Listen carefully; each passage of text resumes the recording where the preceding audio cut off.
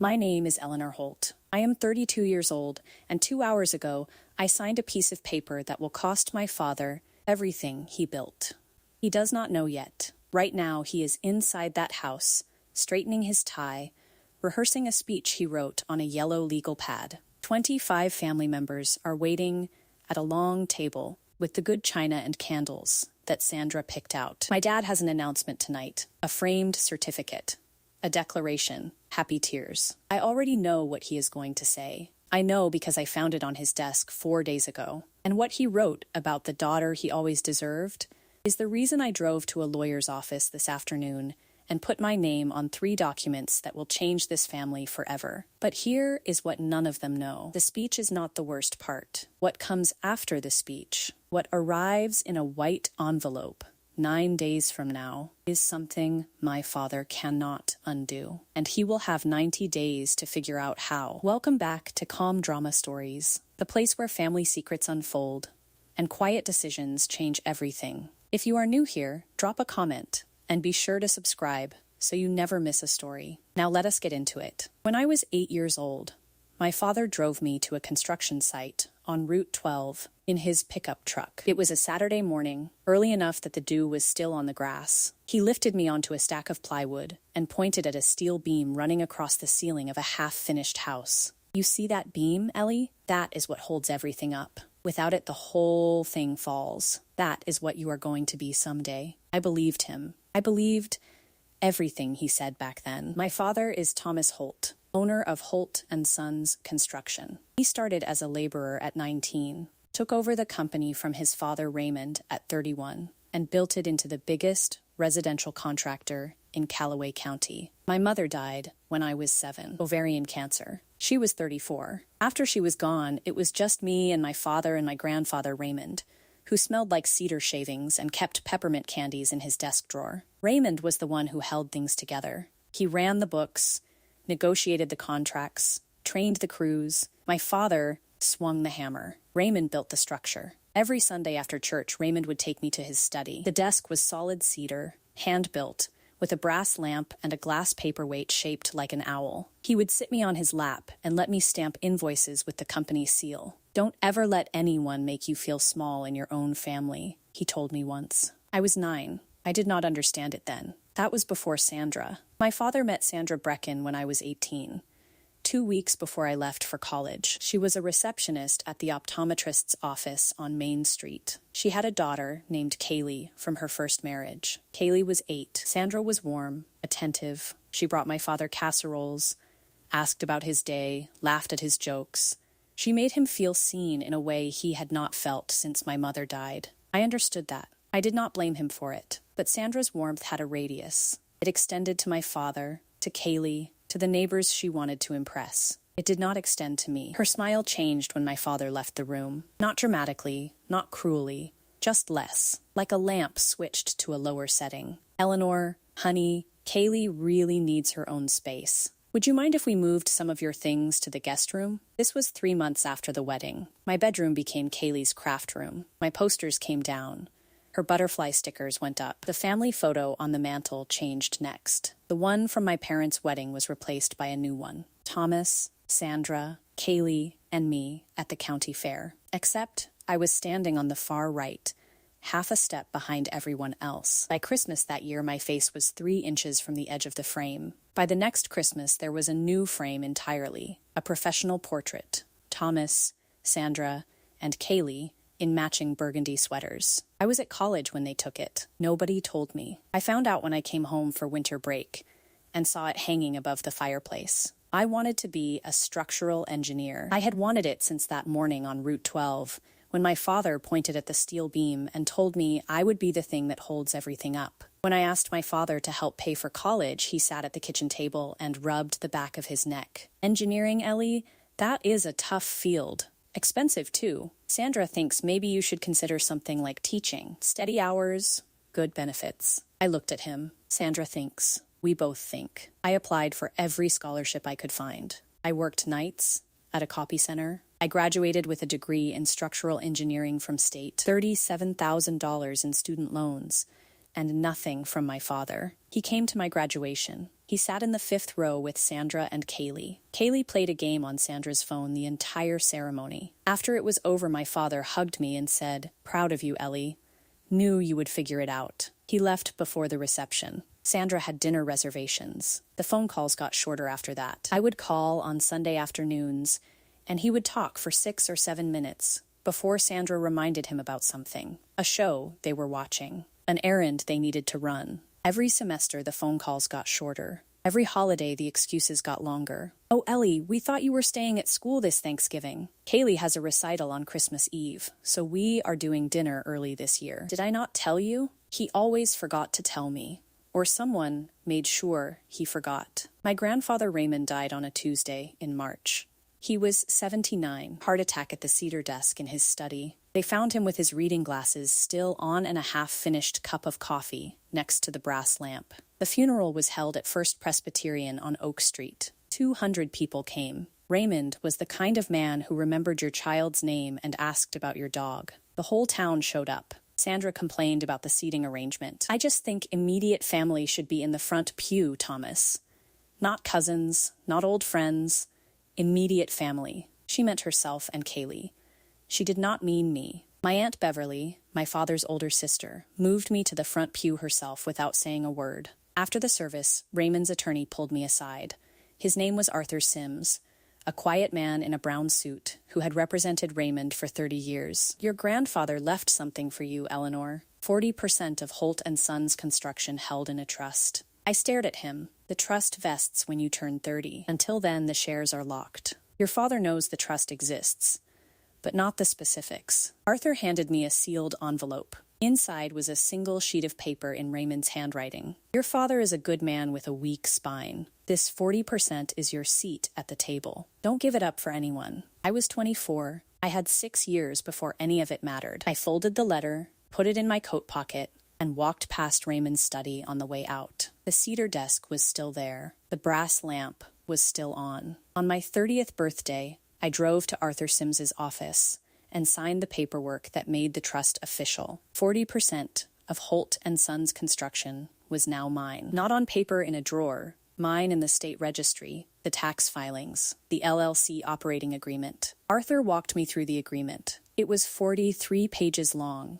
drafted by Raymond and an attorney named Margaret Cole in 1999. Raymond had paid Margaret separately. My father had signed the agreement without reading past page 4. "Clause 7.3, Arthur said, tapping the page. "This is the one your grandfather wanted you to know about." I read it twice. Voluntary relinquishment by any member triggers mandatory buyback at independently appraised fair market value. Remaining members must complete buyback within 90 calendar days or forfeit operational control to a court-appointed trustee. Arthur leaned back. "Your grandfather wrote that clause specifically to protect you. If you ever chose to leave the company, they would have to pay you fair value for your shares. They cannot simply absorb them. And if they cannot pay, the LC restructures under court supervision. Your father would lose day-to-day control." I sat with that for a long time. The office was quiet. Traffic hummed on Birchwood Street below. "I hope I never need this," I said.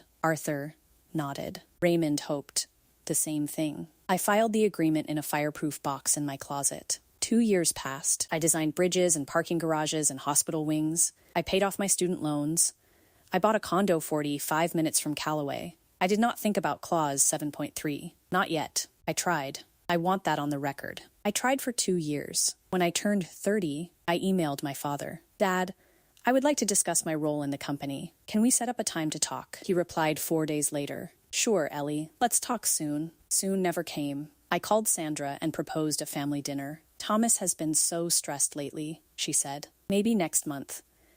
Next month turned into the month after that, which turned into silence. I invited my father to lunch 3 times. He canceled the first, forgot the second. The third time he showed up 20 minutes late, ate half a sandwich, and left when Sandra texted that Kaylee needed a ride. 14 minutes. That was our longest conversation in 2 years. I sent a formal letter, not legal, just clear. I outlined my position in the company. I asked for quarterly meetings. I asked to be included in financial reviews. I sent it by email and by certified mail. My father forwarded the email to Sandra. I know this because Sandra called me the next day. "Eleanor, Why are you creating drama? Can't you see your father is happy? He doesn't need this stress. If you want to be part of the family, just show up and be pleasant. I am trying to show up, Sandra. Nobody answers the door. She hung up. 14 emails, 3 voicemails, 2 certified letters, 0 responses, 0 meetings, 0 acknowledgement that I owned 40% of a company that paid my father's mortgage,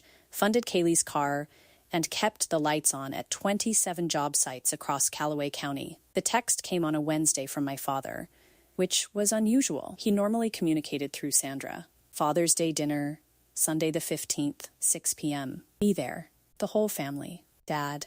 I read it 3 times. My father had not personally invited me to anything in over a year. I called Aunt Beverly. He is planning something, Beverly said. Sandra has been organizing for weeks. New tablecloth, candles, the good silverware. She even hired a photographer. A photographer for a Father's Day dinner?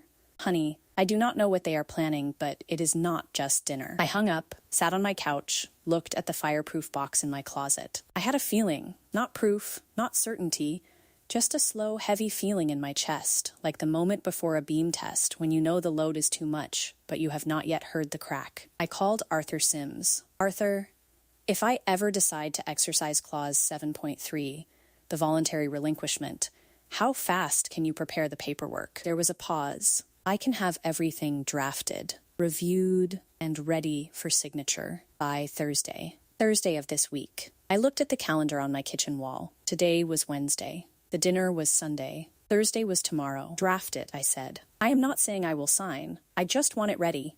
Understood. I will have it on my desk by noon. I hung up, took a shower, made dinner, sat at my small table, and ate pasta alone the way I had eaten dinner alone most nights for the past 14 years. Thursday works, I thought. Thursday works. Thursday came. Arthur's paperwork sat in a manila folder on his desk. I did not sign it. Not yet. Friday I drove to my father's house. Aunt Beverly had asked for help setting up decorations, and Sandra insisted that the whole family pitch in. I took that to mean she needed someone to carry folding chairs from the garage. The house smelled like lemon cleaner and Sandra's perfume. Kaylee was in the living room talking on the phone. She did not acknowledge me when I walked past. In the dining room, I saw the table already set for 25, name cards at every seat. I looked for mine. It was at the far end, between a cousin I had not spoken to in 3 years and an empty chair. My father's seat was at the head. Kaylee's card was to his right. Sandra's to his left. I carried the chairs. I hung the banner. I said nothing. Then I walked past the kitchen counter and saw it. A new picture frame, gold-edged, ornate, the kind you would use for something you wanted people to notice. It was empty, but a small white card inside read, Certificate of Adoption, State of North Carolina. Next to it, I heard Kaylee's voice from the other room. She was laughing. I know! I am so excited. It is going to be official. On the counter behind the frame was an envelope from the county courthouse. The return address said, "In the matter of adult adoption, petition filed." I set the last folding chair against the wall. I picked up my keys. I drove 45 minutes home without turning on the radio. Saturday morning, I stopped by Aunt Beverly's house. She lives in a yellow ranch on Elm Lane, 4 blocks from my father. She has lived there since before I was born. We sat at her kitchen table with coffee. She pushed a plate of cinnamon rolls toward me and said, "Eleanor, I need to show you something." She went to the hallway and came back with a photograph. It was a new family portrait. Thomas, Sandra, and Kaylee, taken at a studio, professional lighting, matching outfits. The same photo now hanging in my father's living room. I was not in it. When was this taken? April. I think Sandra posted it online. I looked at the photo for a long time. 3 people, a family unit, complete. No gap, no empty space where a 4th person should have been. "I asked your father about it," Beverly said. She stirred her coffee. "He said you preferred not to be in photos." "I never said that." "I know you did not." We sat in silence. The clock above the stove ticked. Outside, a lawnmower droned. Beverly reached across the table and put her hand on mine. "Honey, what are you going to do? I do not know yet." That was not entirely true. Arthur's paperwork was sitting in a folder on his desk. The pen was waiting. The notary was booked. But I wanted to be wrong. I wanted to walk into that dinner and have my father look at me, really look at me, and say something that meant he still knew I existed. "I am going to go to the dinner," I said, "and I am going to see what happens." Beverly squeezed my hand. She did not let go for a long time. 2 weeks before Father's Day, my cousin Marcus hosted a barbecue at his place on Sycamore Court. Burgers, horseshoes, kids running through a sprinkler, normal stuff. I arrived late, parked behind Marcus's truck, and walked around the side of the house, to the backyard. The gate was open. I could hear music and voices. Kaylee was standing near the grill with 3 of our cousins. She was holding a soda can and talking fast the way she does when she is excited about something. I was maybe 10 feet away, close enough to hear every word. "It is going to be official," Kaylee said. "Dad is adopting me legally. Sandra already filed the papers." Cousin Leah said something I could not hear. Kaylee shrugged. "I mean, Eleanor, she was never really part of this family anyway. She barely comes around. She doesn't even work for the business." I stopped walking. Kaylee looked up, saw me. She did not flinch. She did not apologize. She held my eyes for 2 full seconds and then shrugged again. "I mean, it is true, though." Marcus coughed. Leah looked at the ground. Nobody spoke. I set my paper plate on the edge of the picnic table. I had not put anything on it yet. I turned and walked back to my car. Kaylee did not call after me. Nobody did for about 30 seconds. Then I heard Marcus say, "Kaylee, that was out of line." And Kaylee say, "What?" She knows it is true. I sat in my car,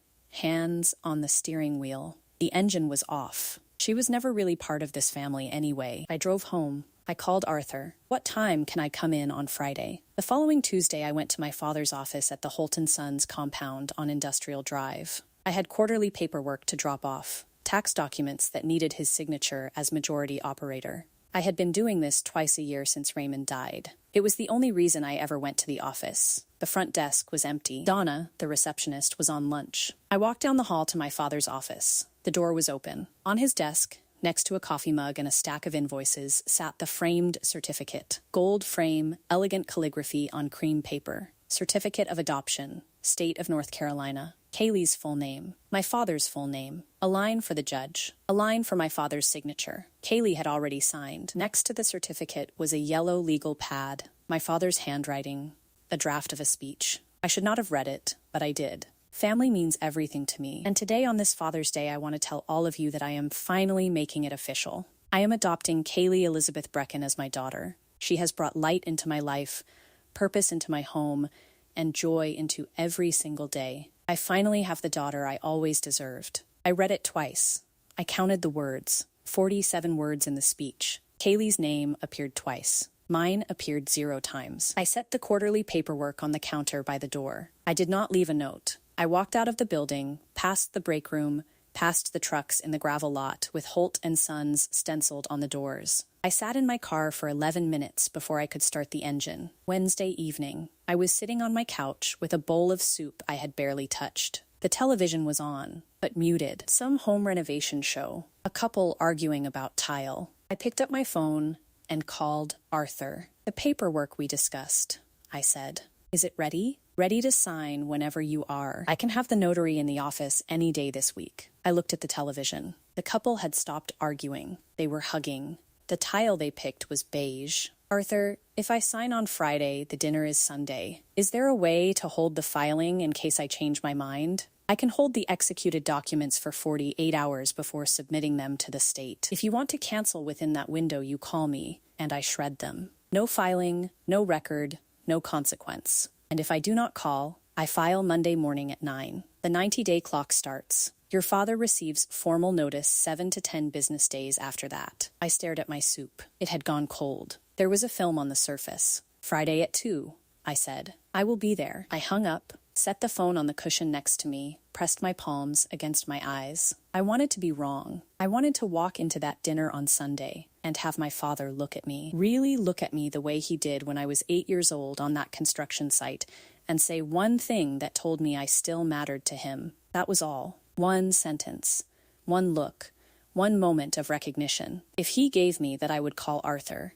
and it would all go away. Friday afternoon, 2 days before the dinner, Beverly had asked me to come by the house one more time. There were centerpieces to arrange, chairs to recount, a dessert table to set up in the living room. I did not want to go, but Beverly asked. And Beverly was the one person in that house who still looked at me like I was a whole person. Sandra was in the backyard, directing 2 of Kaylee's friends who were hanging string lights. My father was at the office. Kaylee was upstairs getting ready for something. I was alone in the kitchen arranging napkins into fans the way Sandra had demonstrated earlier. Her phone was on the counter, face up, plugged into a charger. It buzzed. The screen lit up. I was not trying to look, but I saw the notification. A group chat. The name at the top was Holt Family. 3 participants: Thomas, Sandra, Kaylee. I was not in the group. The message on screen was from Sandra, sent 40 minutes earlier. After Sunday, we reclassify her shares as dormant. Talked to the accountant Monday. Below it, my father's reply. She won't even notice. She never comes to meetings. And below that, Kaylee. Can we change the locks on the office too? Lol. I stood very still. The kitchen faucet dripped. Outside, one of Kaylee's friends laughed at something. I picked up Sandra's phone. I took 3 screenshots. I sent them to my own number. I deleted the sent messages from Sandra's text log. I placed the phone exactly where it had been, screen down, plugged in. I walked to the hallway, stopped in front of Raymond's study. The cedar desk was still there. Same brass lamp, same glass paperweight. My father used the room now, but had not changed a thing. I put my hand on the desk. The wood was warm from the afternoon sun through the window. 6 years of trust, 14 years of patience. And they were planning to erase me from the ledger. The same week, they erased me from the family. I took my hand off the desk. I drove to Arthur's office. I signed the papers. If you have ever sat at a family table and realized that nobody was going to fight for your seat, that the empty chair was already filled before you even left, then you know exactly what this moment feels like. Drop a comment, tell me your story, and if this one is hitting close, stay with me, because what happens on Sunday is something none of them are ready for. The notary was a woman named Constance,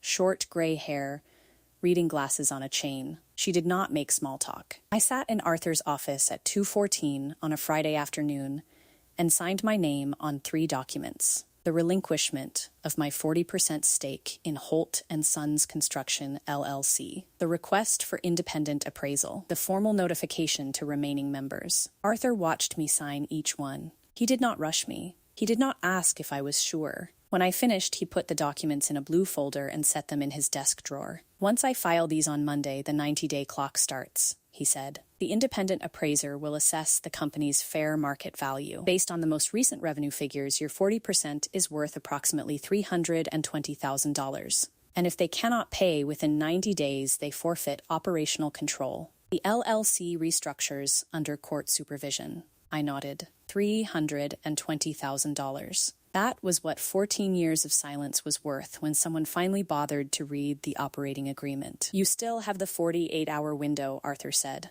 Call me any time before Sunday at 2:14 and I shred everything. I drove home, walked past my closet where the fireproof box held Raymond's original agreement. I opened the folder he had left me. Inside, next to the trust documents, was the yellowed copy of the agreement with Raymond's handwriting in the margin. The table always has a seat for you, sweetheart. I closed the folder. Tomorrow was Father's Day. Sunday morning I woke at 6:37. The light through my bedroom window was pale blue, the kind of light that makes everything look quieter than it is. I lay there for a while, thought about calling Arthur, thought about shredding the whole thing, putting on jeans, driving to my father's house with a bottle of wine and a card that said Happy Father's Day, Dad in my handwriting. I could still do that. The window was open.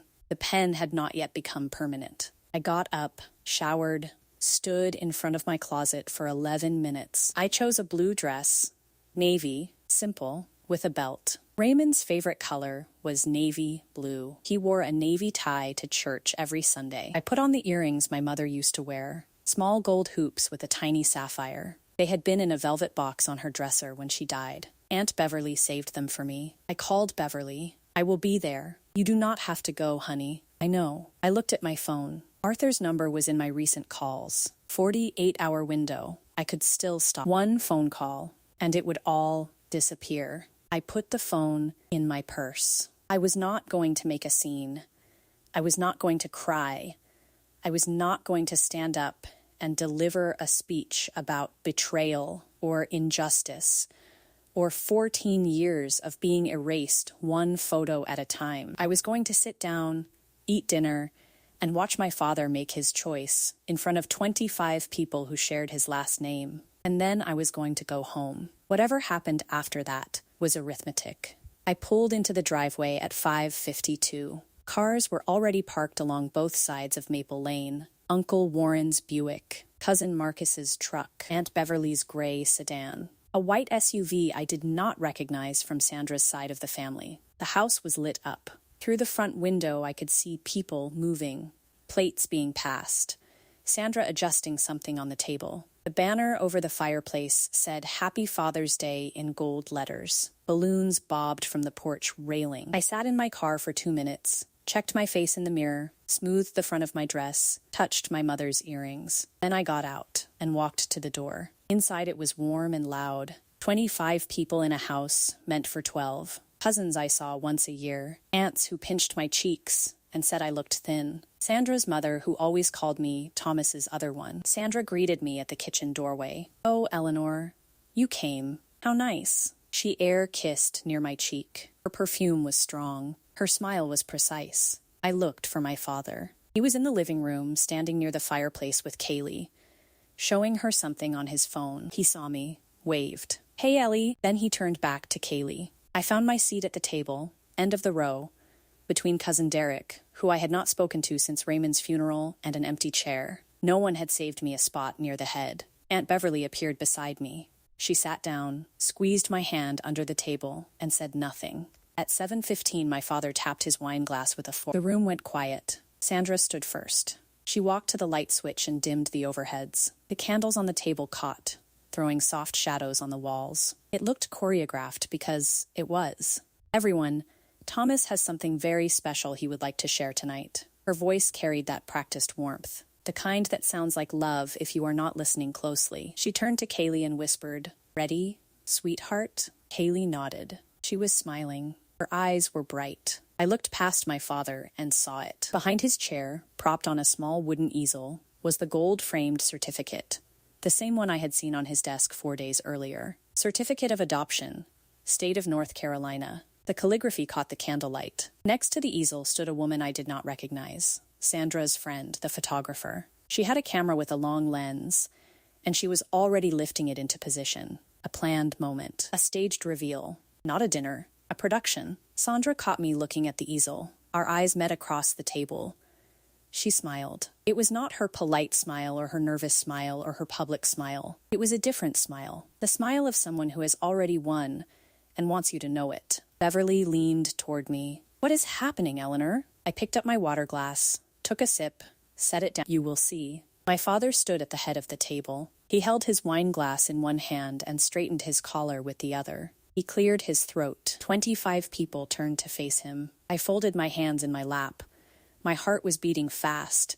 My hands were perfectly still. My father began the way he begins everything, with confidence he has not earned. "Family," he said, lifting his glass. "Family means everything to me." He paused for effect. Sandra nodded encouragingly. Kaylee clasped her hands together. When I lost my first wife, God rest her soul, I thought I would never find happiness again. Then Sandra came into my life, and everything changed. He looked at Sandra. She pressed a hand to her chest. "And Kaylee, my little Kaylee, from the moment you walked into this house, you brought light. You brought purpose. You brought joy into every single day." Kaylee wiped her eyes. Several aunts reached for napkins. He talked for 4 minutes. I counted. He talked about Sandra's cooking. He talked about Kaylee's laugh. He talked about what it means to build a family from the ground up. He said Kaylee's name 11 times. He did not say mine once. Not a passing mention. Not of both my daughters or my kids, or even all of you. He spoke as though I did not exist in the room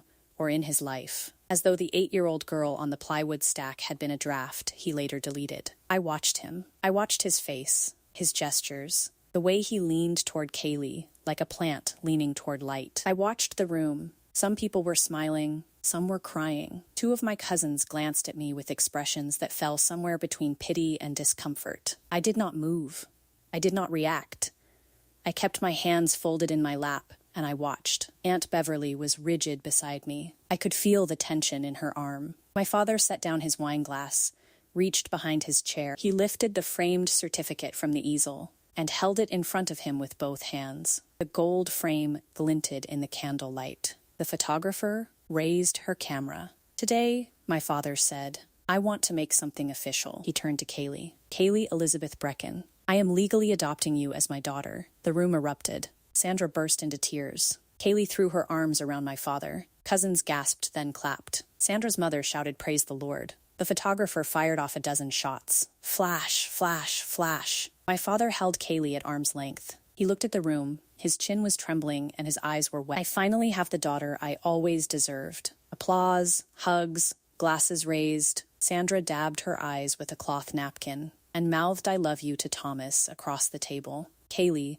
was laughing and crying at the same time. Two of Sandra's sisters stood up to embrace her. I sat at the end of the table. Nobody looked at me, not because they were cruel, but because in that moment, I did not factor into the story my father was telling. I was not a character. I was not even a footnote. I was the empty chair between Cousin Derek and the wall. Aunt Beverly grabbed my forearm. Her grip was tight. "Eleanor, it is fine, Aunt Beverly." It was not fine. Nothing about this was fine, but the word left my mouth the way structural calculations leave my drafting table. Measured, precise, stripped of everything that does not serve the load. Under the table, I pressed my thumbs into my palms. The room was loud. The candles were bright. The 48-hour window was closing. I did not call Arthur. For the next 45 minutes, the room orbited around my father and Kaylee like planets around a sun. People lined up to congratulate them. Sandra stood beside Thomas, accepting praise as though she had brokered a peace treaty. "What a beautiful gesture, Thomas. Kaylee is so lucky to have you. This is what family is all about." Cousin Leah came to my end of the table. She sat in the empty chair next to me and leaned in. "Are you okay?" "I appreciate you asking," I said. She looked like she wanted to say more. She did not. Sandra's brother-in-law, a man named Greg, who I had met exactly twice, walked past and said to no one in particular, "Thomas is so lucky. Kaylee is such a perfect daughter." I ate my food. Roast chicken, green beans, mashed potatoes. I ate methodically because eating gave my hands something to do. I did not leave early. I did not push back my chair. I did not walk to the head of the table and say the 17 things forming in a line behind my teeth. Sandra approached me during dessert. She pulled a chair close and sat with her knees pointed toward me. She smelled like vanilla and victory. "Eleanor, I hope you understand this is not about you." I looked at her. "I understand completely, Sandra." "Good, because we are all family here." She patted my arm, stood up, walked back to Thomas. "Not about me. After 14 years of being moved to the edge of every frame, excluded from every plan, forgotten on every holiday, and erased from the business my grandfather built, it was not about me." She was right about that, actually. It was never about me. That was the whole problem. During dessert, I excused myself. Nobody noticed. The room was still buzzing with adoption glow. Sandra was passing around a tray of Kaylee's favorite lemon squares and telling people the recipe had been in her family for generations. It had not. It was from a box. I walked down the hall to Raymond's study. The door was half open. The room was dark except for the glow from the porch light through the window. The cedar desk was right where it had always been. Same brass lamp, same glass paperweight shaped like an owl. My father used this room now. There were invoices stacked on one corner and a laptop charger snaked across the surface. But the desk itself was Raymond's. He built it by hand in 1987, the year my father was born. I opened the top right drawer. Inside, beneath a stack of old bank statements and a box of paper clips, was a manila folder. I pulled it out. Inside was Raymond's original copy of the Holt & Sons operating agreement. 43 pages, yellow with age. Raymond's handwriting in the margins. I turned to page 27, clause 7.3. Raymond had underlined it in blue ink. In the margin he wrote, "TH signed without reading. Keep this copy safe. TH Thomas Holt, my father." I read the clause one more time. My finger followed the words. "Voluntary relinquishment by any member triggers mandatory buyback." In the dining room, Sandra laughed. My father said something I could not hear.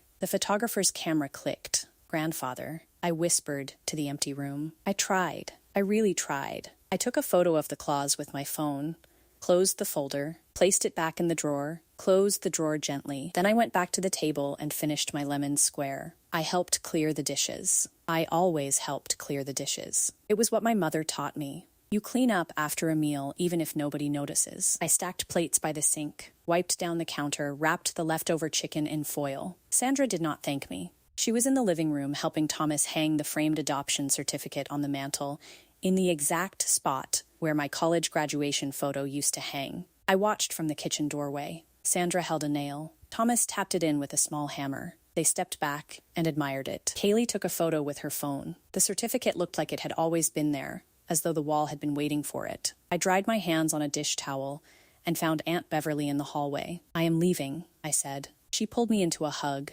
tight, the kind where you feel the other person's heartbeat. "What are you going to do?" she asked. What I should have done 2 years ago. She did not ask what that meant. I think she already knew. I walked to the living room. My father was sitting in his recliner, Kaylee beside him on the arm, scrolling through photos of the evening on her phone. "Happy Father's Day, Dad." He looked up. "Thanks, Ellie.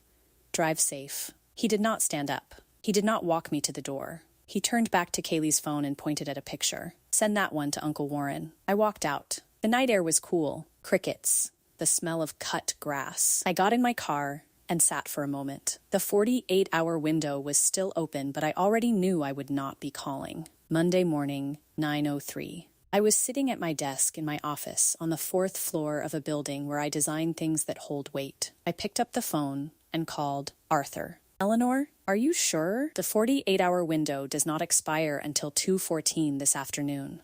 You still have time." "Arthur, file it." A pause. "Understood. Filing now." I hung up, opened my laptop, pulled up the blueprints for a hospital wing in Greensboro, calculated a load-bearing wall for the pediatric unit, checked the steel reinforcement specs for the 3rd-floor corridor. Business as usual. The work did not care about my father's speech. The beams did not care about adoption certificates or lemon squares or framed photos on mantels. The numbers were clean. The numbers were honest. The numbers held. At noon, a text from Sandra.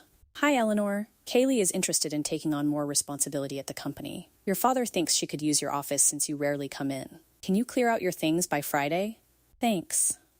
I read it once. I read it twice. My office. The small room next to my father's where Raymond used to keep the project files, where I used to stamp invoices on Sunday mornings. They wanted to give it to Kaylee the week after the adoption. The same month they planned to reclassify my shares as dormant. I did not reply. The notice would arrive at my father's business address in 7 to 10 business days. It would come in a white envelope with Arthur Sims's return address. It would be addressed to Thomas A. Holt, managing member Holt & Sons Construction, LLC. My father opens his own mail. Always has. 7 to 10 days. 9 days later, I was at my desk reviewing connection details for a parking structure when my phone rang. The caller ID said Dad. My father had not called me directly in 7 months. "Eleanor," his voice was shaking, not with anger, with something rarer than that. Disbelief. "What is this? What did you do?" I exercised my rights under the operating agreement. "You, what are you talking about?" "This letter says you are relinquishing your shares. It says we owe you, Eleanor, $320,000. Are you out of your mind?" "I am exercising Clause 7.3, voluntary relinquishment, with mandatory buyback at appraised fair market value. This is my business. Grandfather built this for me. Raymond built it for the family. You decided who the family was." Silence. I heard him breathing. I heard Sandra's voice in the background, distant, sharp. What is she saying? What does it say? "We need to talk about this." My father said, "Come to the house. Sit down with me and Sandra. We will sort it out as a family. My attorney will be in touch. This is a legal matter now. Eleanor, do not do this. Think about what you are doing to this family." I have been thinking about it for 14 years. I hung up, set the phone on my desk, looked at the parking structure blueprints. The connection details were fine. The load paths were sound. Everything I built was designed to hold. $320,000. That is what 14 years of silence is worth, when it is written into an operating agreement that nobody bothered to read. If you have ever been the one doing the math while everyone else was doing the celebrating, stay with me, because this dinner is not over. Not by a long shot. My father called an emergency family meeting for the following Saturday. Same house, same dining room, same table, where 9 days earlier he had stood up and told 25 people that Kaylee was the daughter he always deserved. This time there were 7 people. My father, Sandra, Kaylee, Aunt Beverly, Uncle Warren, my attorney Melissa Grant, and me. I arrived at 2 in the afternoon. Melissa was already there, sitting in her car. She wore a gray suit. She carried one folder. She did not smile because this was not a smiling occasion. We walked in together. The dining room was clean, the banner was gone, the balloons were gone. The adoption certificate was still on the mantel. My father was standing at the head of the table. His face was red. Sandra sat to his left, gripping a coffee mug. Kaylee sat across from her, eyes puffy. "Tell me this is a bluff," my father said. "Tell me you are not actually doing this." "This is not a bluff, Dad." Sandra leaned forward. "How could you do this to your father after everything he has given you?" I looked at her. I let the question hang for 3 full seconds. "What exactly has he given me, Sandra?" Sandra opened her mouth, closed it. My father slammed his palm on the table. The coffee mugs rattled. "I built this business with my hands. I poured concrete and hung drywall and worked 70-hour weeks for 30 years. Raymond built this business," I said. My voice was level, and he left 40% of it to me, which I have now voluntarily relinquished. Per the operating agreement, you have 90 days to buy me out at appraised fair market value. That is not a negotiation. That is the contract you sign. Sandra turned to my father. "Do something, Thomas. She cannot just walk in here and—" "Mr. Holt." Melissa spoke for the first time. She opened her folder. Clause 7, 3 of the Holt & Sons Construction LLC operating agreement, drafted 1999 by attorney Margaret Cole on behalf of Raymond Holt. She read it aloud, every word. The room was silent. Sandra leaned back. "That clause is ridiculous. It cannot be enforceable. It has been part of the operating agreement for 27 years, Melissa said, signed by all current members, including Mr. Holt. It has never been amended, challenged, or superseded." Sandra pivoted. I watched the shift happen in real time. The way her posture softened, the way her voice dropped half an octave. "Eleanor, sweetheart, we are family. Surely we can work this out without lawyers and folders. This is not how families solve problems. You had 14 years to solve this without lawyers, Sandra." Sandra's composure cracked. Not the way I expected. Not rage. Not calculation. Something else. Her voice broke. "I just wanted my daughter to have a family. That is all I ever wanted. I just wanted us to be a real family." I looked at her, and I saw it for 1 second. Not the strategist, not the woman who had cropped me out of photos and redirected phone calls and whispered narratives into my father's ear for 14 years. I saw a woman who had been left once before by Kaylee's biological father and had spent every day since making sure it would never happen again. I felt something flicker. Empathy, recognition, the understanding that fear makes people build walls that crush the people on the other side. And then I looked at the mantle, at the adoption certificate, in the spot where my graduation photo used to be. The flicker went out. My father looked at me. His hands were flat on the table. His jaw was tight. "This is really what you want, Eleanor? To destroy what I built? You destroyed what Raymond built when you decided to phase me out." I saw the group chat, Dad.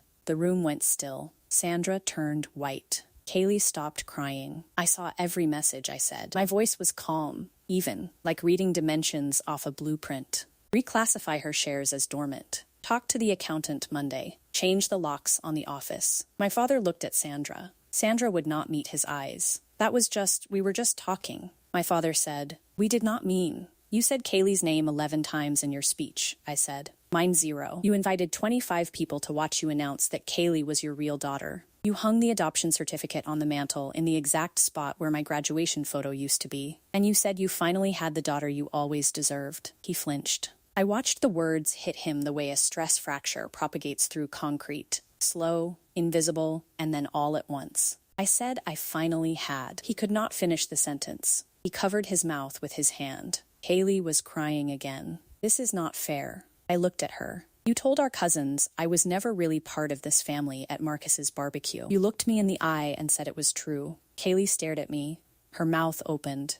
Nothing came out. "I am choosing to agree with you, Kaylee. I am choosing to no longer be part of this family. And the operating agreement has a price for that." Aunt Beverly stood up. She had been sitting at the end of the table, silent through the entire exchange. Her hands were in her lap. Her lips were pressed thin. She looked like a woman who had been holding something in her chest for a very long time and had just decided to let it out. "Thomas." My father looked up. "I told you this would happen." Her voice was quiet but absolutely steady. 3 years ago in this kitchen I told you that you were losing Eleanor. You said I was overreacting." My father shook his head. "Beverly, this is not. Raymond would be ashamed." She did not raise her voice. She did not need to. Not of Eleanor, of you. My father put his face in his hands. Beverly turned to Sandra. And you. You knew exactly what you were doing. Every removed photo, every forgotten invitation, every redirected phone call, every holiday Eleanor was not told about until it was too late. Sandra straightened. You have no right to speak to me that way in my own house. I have every right. I am Raymond Holt's daughter, and I watched my brother erase his own child for 14 years. I said nothing for too long. I will not say nothing anymore. The room was silent. Kaylee was staring at the table. Uncle Warren, who had not spoken the entire meeting, leaned forward. Thomas, just pay her what she is owed and apologize. My father lifted his face from his hands. His eyes were red. His voice was raw. $320,000. Where am I supposed to find that in 90 days? Nobody answered. The adoption certificate watched from the mantel. The candles had been cleared. The photographer was gone. I stood up.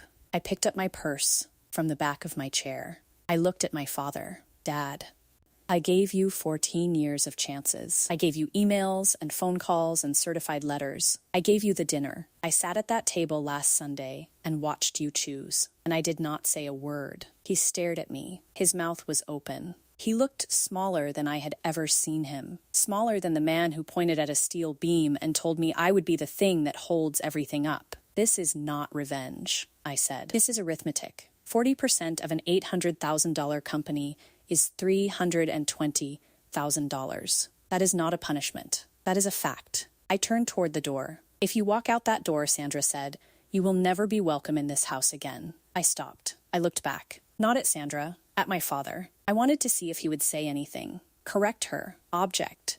Even hesitate. He did not. I turned to Sandra. I am not asking. I am informing. I walked to the front door, opened it. The sunlight was bright and sharp after the dim dining room. I stepped onto the porch. Melissa followed me. We walked to her car in silence. She unlocked the doors. We got in. Are you okay? She asked. I looked at the house. The porch where I used to sit with Raymond on summer evenings. The driveway where I learned to ride a bike.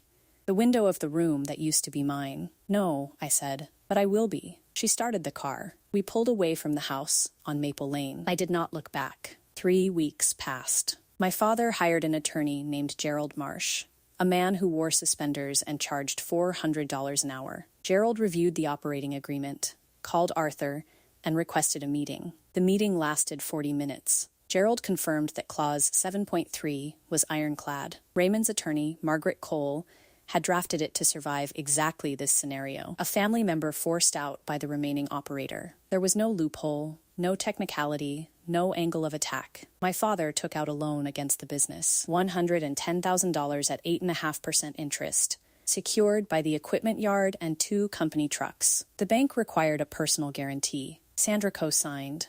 Sandra was furious, not at the bank, at me, and for the first time that I know of, at Thomas. You should have read the agreement, she told him. My cousin Leah overheard it at the grocery store. The walls in Callaway are thin. Kaylee's proposed role at the company was quietly shelved. There was no budget for a new position when the business was making installment payments on a $320,000 buyout. 3 weeks after the family meeting, I received a check in the mail. $100,000. First installment of 3. I deposited it at the branch on Birchwood Street. The teller asked if I wanted to open a money market account. I said yes. The following Saturday, Aunt Beverly drove 45 minutes to my condo. She brought a casserole, Raymond's recipe, the one with the cornbread crust that he made every Thanksgiving. We ate together at my small kitchen table, the one I bought at a yard sale the year I moved in. Raymond would be proud of you, Beverly said. I do not know about that. I do. We washed the dishes together. Beverly dried. I washed. We did not talk about Thomas or Sandra or Kaylee or the certificate still hanging on the mantel at the house on Maple Lane. Cousin Marcus called me that week. Your dad has been telling everyone you robbed him. He is welcome to tell people whatever he needs to. Marcus paused. For what it is worth, most of us know the truth. Thank you, Marcus. I hung up, went back to my blueprints. The hospital wing in Greensboro was ahead of schedule. I did not win. There is no winning when your father looks at you and chooses someone else. There is no winning when the man who taught you what a beam does is the same man who removes you from the frame. But I learned something Raymond tried to tell me a long time ago. sitting at that cedar desk with sawdust on his sleeves. Your seat at the table is not a gift anyone can take from you. It is something you build with your own hands. And sometimes, the bravest thing you can do is stand up from a table where your plate was never set. That is my story. 14 years of patience, one operating agreement nobody read, and a Father's Day dinner that changed everything. If this story reminded you to know your worth, share it with someone who needs to hear it. Subscribe, drop a comment, and I will see you in the next one.